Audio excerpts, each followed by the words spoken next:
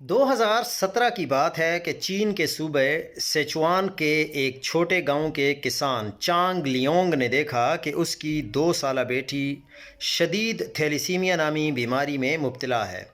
یہ بیماری صرف خون بنانے والے خلیوں کی پیوندکاری سے ٹھیک ہو سکتی تھی اور اس علاج کی قیمت 10 لاکھ یوان تھی۔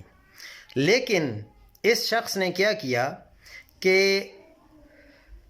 اچانک وہ خود اور اس کی بیوی نے اپنی ساری جمع پونجی لگا دی، زمین بیچ دی، گھر کا سارا سامان بیچ ڈالا، مگر علاج پھر بھی اس کی پہنچ سے دور رہا۔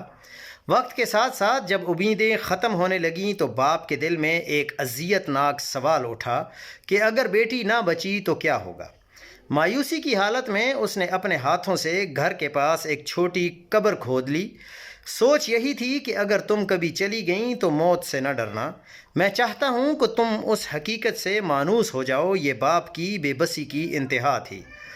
اس دن کے بعد وہ اپنی بیٹی کے ساتھ اسی قبر کے قریب سوتا کھیلتا، دھول مٹی میں ہنستے مسکراتے۔ یہ منظر موت نہیں، محبت کی آخری سانس تھا۔ یہ ویڈیو جب انٹرنیٹ پر آئی تو ساری چین رو پڑی۔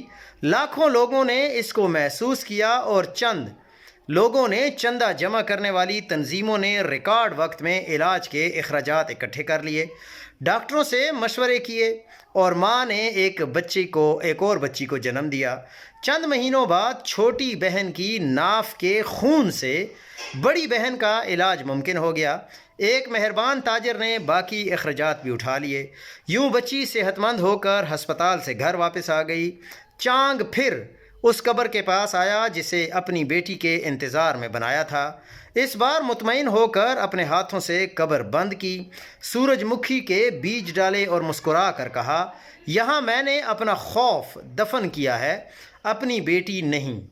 محبت کبھی شکست نہیں کھاتی، سب سے بنجر زمین میں بھی امید کے پھول کھل سکتے ہیں۔